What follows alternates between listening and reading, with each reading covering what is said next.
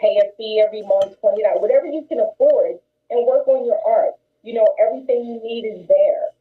Those kinds of things. I think if we got together with Kumba and creating our community once more, people will feel more comfortable to be who they are, irregardless of who that is or, what that may mean to other people. I think that whole thing would make things more inviting for people to feel like they can come out and they can join in the community and they can do different things. And that beautifies our community.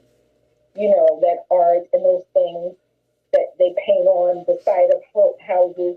Have you ever seen how Graffiti Network does all of these art,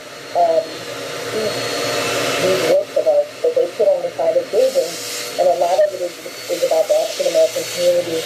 And it makes me so happy. And it's just so like you sometimes know the Facebook. But nonetheless, I think more of that in our own neighborhood and not our neighborhood is what, and it makes people feel more, understood, welcome, included, and that's all very important. And the last one is Imani's faith, to believe that all of this can happen. Now, I don't know how many people actually in the Edmonton community, the Philly community, Jersey community, wherever you're from, feel that this can actually happen. There's a lot of, maybe, we need a wing and a prayer. I think all we need is people, like-minded people, having faith that this can happen in the community. Now, when I was reading about Kwanzaa, and I was reading about Dr. Karenge, I didn't quite understand. Initially, I thought this is a wonderful thing, but then there's this whole thing they labeled him a separatist. He's a Panther. I don't think that's necessarily a bad thing. My father was a Panther. I was born in 62. So I grew up in the 60s and 70s and that whole thing. And this is what this reminds me of, this blueprint. It's what it all reminds me of. My father was one of the kindest people you ever wanted to meet, as far as I was concerned. And he would help anyone. Didn't matter. So I think because he was a Panther, my daughter, who is a graduate of an international studies program, she was like, looking like the best person was Dr. Kanye. He was that. But this blueprint, I'm separating all of that because the blueprint is genius. The blueprint is what is needed in the African American community. Now, when we talk about these days, of course, there's the Kinara with the 7 candles, which I don't have at the moment, borrowed. But I do have my candles here, and they do represent the African American community. The red for the blood, in case anyone didn't know that, the black for the people, and the green for the land and prosperity.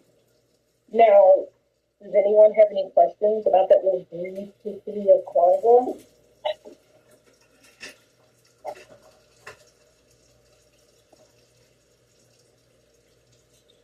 Nina, you can let me know. Hi, Diane Moskal. Listen, thank you for that. No questions, but I have to comment on your comment about the Black Panthers.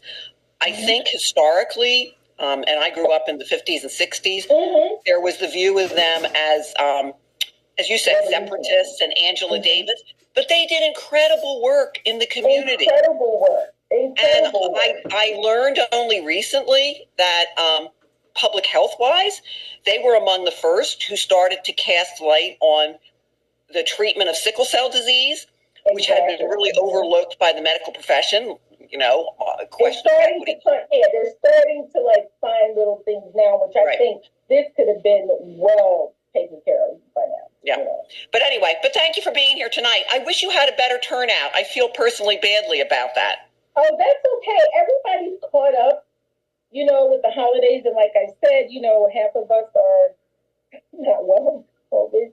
I feel fine. I'm just a little achy, but other than that, I'm fine. Thank God for vaccines. But other than that, I'm great. So I'm ready. I already talked to Mimi about that. I'm like, I'm scared of the one person with 50 people. Let's just do this. I'm fine with that.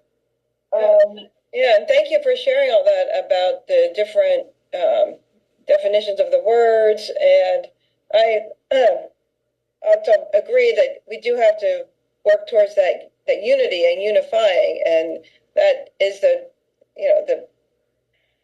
groundwork that needs to be done. It's the groundwork. It really is. Like, this was, when I said I would do it, I'd done it before, but I hadn't really, I read about it, but I didn't really delve into it the way I delved into it this time. And now that this is becoming the blueprint for the North Philadelphia CDC, we're all trying to work together. We're trying to get together to figure this out. And, we have all neighborhoods represented in North Philly. You have Greater North Philly, you have Lower North Philly, you have this town, that town, and at the end of the day, it's all North Philly.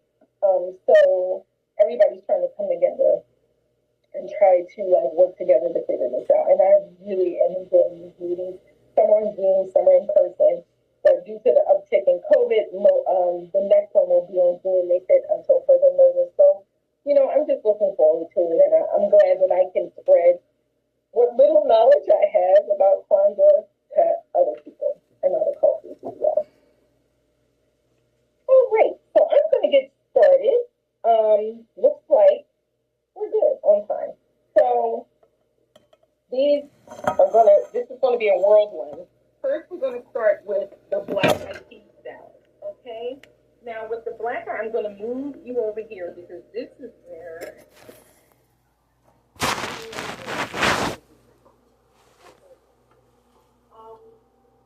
daughter bought me this lovely bowl for Christmas. I want to start sharing how these things are made. So, can you see the bowl? Yes. Tighten this up. It's not rocking all over the place. All right. I'm bring it a little closer. So this, I already rinsed my black eyed peas. When you start the black eyed pea salad, it's very odd because I find that if you don't, so if you don't use, you know what I mean, canned black eyed peas and you use regular black eyed peas, you have to cook them a little bit. And there's a thick film that comes on beans, and especially when they've been canned. So